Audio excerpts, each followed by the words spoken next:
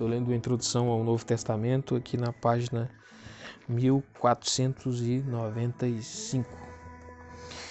O conteúdo de João representa uma boa tradição primitiva que foi preservada independentemente das linhas da tradição sinótica, não somente na memória do discípulo amado, mas numa comunidade cristã, muito provavelmente no mesmo ambiente de onde muito mais tarde veio o inário cristão conhecido,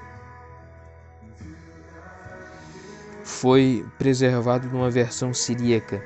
Os hinos, muitos dos quais parecem fazer a referência ao batismo, exalam elevada devoção espiritual e gênero poético em uma série de aspectos, e especialmente na sua doutrina do Logos, eles apresentam afinidades com esse evangelho. A grande extensão de pano de fundo que João compartilha com os textos de Qumran é apenas uma entre as descobertas recentes que contribuíram para deixar em nós a impressão de que a tradição joanina tem as suas raízes na Palestina judaica, por numerosos que sejam as exigências de um público helenista mais amplo que foram levadas em consideração quando esse evangelho recebeu a sua forma literária no final do século I da era cristã. Acerca do sentimento às vezes expresso de que há uma diferença essencial entre o Cristo que fala e age no quarto evangelho e o Cristo que fala e age nos sinóticos, é relevante considerar que muitos testemunham que João os conduz a uma apreciação ainda mais profunda e íntima da mente de Cristo do que os outros três, os membros da Christian Industrial League, Liga Industrial Cristã, uma organização que leva o testemunho do Evangelho aos durões de Chidrall, no anel central de Chicago, Chicago Loop, dizem que no seu trabalho descobriram que o Evangelho de São João é o melhor para lidar com esses homens duros e insensíveis. Suas palavras diretas e inequívocas acerca do pecado e da salvação de alguma forma chegam ao coração deles e levam convicção aos mais abandonados, enquanto o seu convite direto produz uma reação que nada mais consegue. A M. Chigwin, The Bible in World Evangelism, 1954, página 113. Também podemos mencionar um testemunho do finado arcebispo William Temple, teólogo, filósofo e estadista. Os sinóticos podem nos dar algo mais parecido com uma fotografia perfeita. São João nos dá o quadro mais perfeito. A mente do próprio Jesus foi o que o quarto evangelho revelou, mas os discípulos no início foram incapazes de entrar nisso, em parte por causa da sua novidade e em parte por causa das associações vinculadas à terminologia na qual era necessário que o Senhor se expressasse. Deixem que os sinóticos repitam para nós o mais próximo que podem as exatas palavras que ele falou, mas deixem São João sintonizar os nossos ouvidos para que os ouçamos. 1940, página 16. 16 a 22. Quando lemos um dos primeiros evangelhos, às vezes temos a impressão de que na história que estamos lendo há mais do que os olhos conseguem ver, algo debaixo da superfície que, se pudéssemos captar, daria um significado mais abrangente do registro. Isso se aplica especialmente ao Evangelho de Marcos, mas quando chegamos ao relato de João, ele traz esse significado mais profundo à tona, de forma que o que antes estava implícito agora se torna explícito. O ministério de Jesus era a atividade da eterna palavra de Deus, que havia encarnado como homem para a salvação do mundo. Os atos poderosos de Deus foram sinais por meio dos quais aqueles que tinham olhos podiam ver a glória de Deus habitando entre os homens na pessoa de seu Filho. Nele toda a revelação anterior que Deus tinha feito de si mesmo teve seu cumprimento e clímax. Ver a Cristo era ver o Pai. Ele era o caminho, a verdade e a vida, e sem ele ninguém poderia chegar a Deus. Dessa forma, João dá a chave para a compreensão da história do Evangelho, como é contada pelos outros evangelistas. O próprio João, ao apresentar o seu registro, foi atingido não somente entre os leitores judeus e gentios do mundo helenístico no final do século I depois de Cristo, mas para todas as gerações que se sucederam até os nossos dias. À medida que ele nos apresenta Jesus como perfeito revelador de Deus, como o amor encarnado, como a personificação daquela vida que sempre foi a luz dos homens, o seu relato ainda atinge o coração das pessoas com o testemunho autoconfirmatório que caracteriza a verdade eterna, visto que compele cristãos do século XX a endossar a afirmação daqueles homens que primeiramente tornaram públicas as palavras do evangelista. Nós sabemos que o seu testemunho é verdadeiro. A coleção dos evangelhos. Os evangelhos de Marcos, Mateus e João parecem ter sido identificados inicialmente com 3 centros primitivos do testemunho cristão: Roma, Antioquia e Éfeso. A obra dupla de Lucas não foi escrita originariamente para uso na igreja, mas como obra de apologética para os membros mais imparciais da classe média e oficial de Roma. Mas logo depois da publicação do quarto evangelho, os 4 evangelhos canônicos começaram a circular como uma coleção e continuaram assim desde então.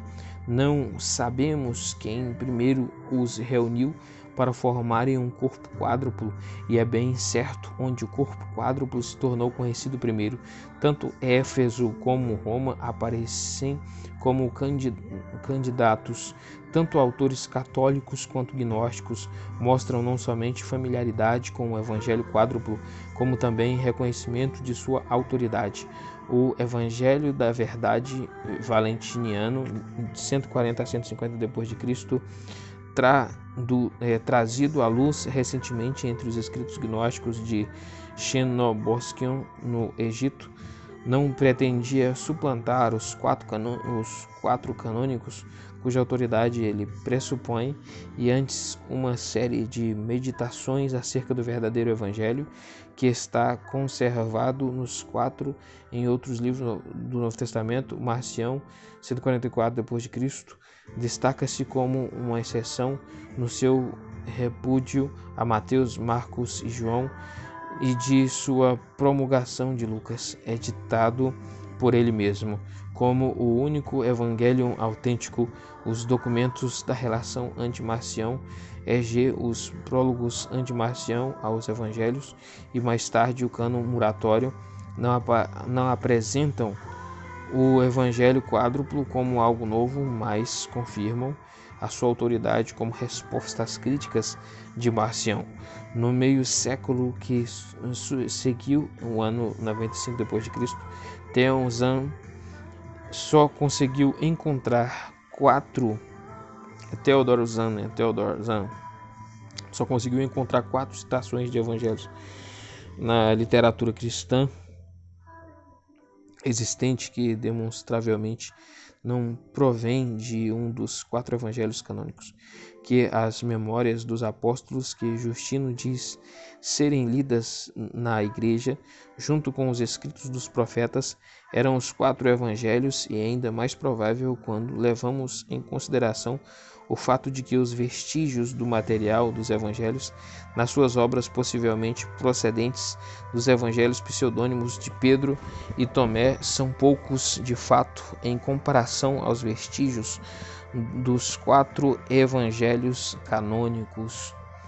A situação fica mais clara quando chegamos ao discípulo de Justino, Tarciano, cuja Harmonia dos Evangelhos ou Diatessaron, compilada 170 depois de Cristo. Uma reordenação do registro quádruplo para formar uma narrativa contínua permaneceu durante muito tempo a edição predileta, se não a autorizada, dos evangelhos na Igreja Assíria, fora um pequeno fragmento de uma edição grega do Diatessaron descoberto em Dura Europos, às margens do Eufrates, e publicado em 1935. Nosso conhecimento dessa obra até recentemente havia sido indireto, estando baseado em traduções, algumas delas secundárias ou terciárias, do texto siríaco, mas em 1957 uma porção considerável do original siríaco do comentário de Efrem acerca de Diatessaron, escrito aproximadamente na metade do século IV, foi identificada em um manuscrito em pergaminho na coleção de Sir Achester Beatty. Estudos aprofundados deste texto prometem lançar luz valiosa sobre a história inicial do Diatessaron. Taciano começou a sua compilação com João 1, do 1 ao 5, e talvez a concluiu em João 21, 25. Foi o evangelho quádruplo que supriu o material para sua harmonia, instruções ocasionais de material extracanônico, como podem ser detectadas possivelmente do evangelho segundo os hebreus. Não afetam esse fato fundamental mais do que as modificações ocasionais da formulação do evangelho que refletem os dogmas vegetarianos do grupo encratita de Taciano. A supremacia do evangelho quádruplo que a obra de Taciano atesta é confirmada aproximadamente uma década mais tarde por Irineu. Para ele, a natureza quádrupla do evangelho é um dos fatos estabelecidos do cristianismo, tão axiomático quanto os 4 pontos cardeais da terra ou os 4 ventos do céu. Heresias 11.8. O seu contemporâneo Clemente de Alexandria é cuidadoso em distinguir os 4 evangelhos que foram passados a nós de escritos não canônicos, dos quais ele extrai material, vez por outra, como o evangelho segundo os egípcios. Tertuliano 200 depois de Cristo não se fundamenta nesses escritos não canônicos,